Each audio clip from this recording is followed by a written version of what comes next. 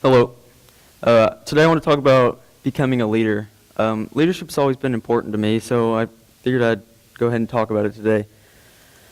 First thing I want to talk about is mistakes. And a lot of people think mistakes are bad and failures are bad, but they're actually really good. And when you make a mistake, you need to take ownership for it, and you need to admit to yourself that you did make a mistake and understand that you made a mistake, because if you start blaming other people and you start distancing yourself from the mistake, you start distancing yourself from a possible lesson that could be learned. So once you've understood that you made a mistake, you need to sit down and understand what went wrong. What did you do that caused you to make a mistake? And once you've understood that, you can start making changes. And you can start changing up your formulas or whatever you're doing to go ahead and try it again. And if you try again and you make another mistake, that's fine, because you're going to make mistakes. And you can't let them bring you down. You have to let them bring you up and learn lessons. So you just keep making changes until you finally reach your goal. The next thing a leader needs to do is he needs to lead by example. And by this I mean you can't say one thing and then do a different thing.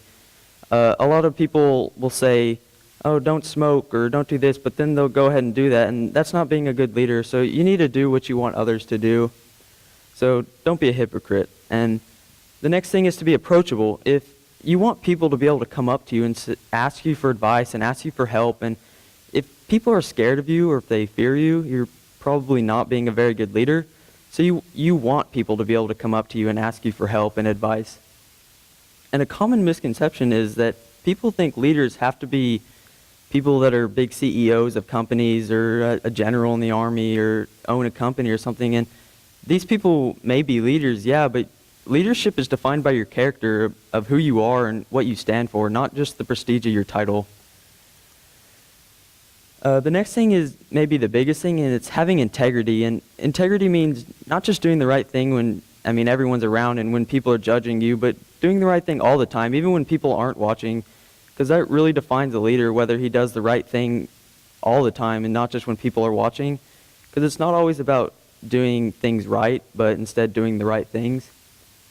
The next thing is being trustworthy. If people don't trust you, they're probably not going to follow you and want to listen to you. So it's always good to tell the truth. And even if it may get you in trouble, lying is never better than telling the truth. And the next thing is flip-flopping your ideas and stories. And what I mean by this is don't go hang out with friends and tell them one thing and then go hang out with other friends and tell them a different thing, or have an idea. And if people don't like it, don't change your idea just because other people don't like what you stand for. So don't flip-flop all your ideas and stories.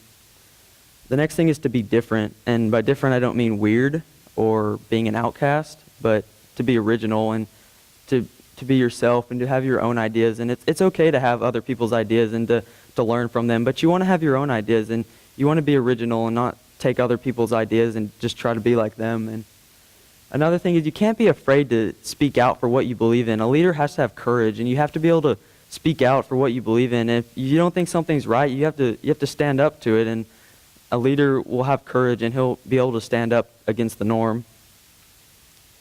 And the last thing is your personality, and this is really important because this is who you are. This defines you, and you want to be yourself always. And once you start trying to act like someone you're not to impress your friends or be something you're not, you start being fake, and you're not happy because you're not yourself. And the next thing is a little weird. It's having a sense of humor, and you don't usually think of this being a leader, but if you're serious all the time, people probably aren't going to want to, hang out with you very often. They'll have a conversation with you, but you want to be able to have fun and joke around and, be serious at times and know when it's time to be serious, but you want to have a personality and you want to be able to be funny and hang out with other people. And another thing is to be fun to be around. You want people to hang out with you, and you want people to come up to you and want to hang out. And if you're fun to be around, people are probably going to ask you to hang out. And the last thing is to be able to make decisions. And a leader really has to make decisions, even small or big. Even if it's when you get in the car and you're with all your friends, and the worst thing is when you ask where you want to go eat or what you want to do, and everyone says, I don't know. And even something as small as that, leaders need to be able to make decisions. And so I'll leave you with this quote, and it says, there is no man living who isn't capable of doing more than he thinks he can do. And what this means is anyone can be a leader. Just just depends on how you act and if you want to be a leader. And so I hope everyone can be a leader, whether it's a leader of your school or your work or at church or your friends. And so I just challenge everyone here to try to go home or go to work and be a leader in their own sense. Thank you.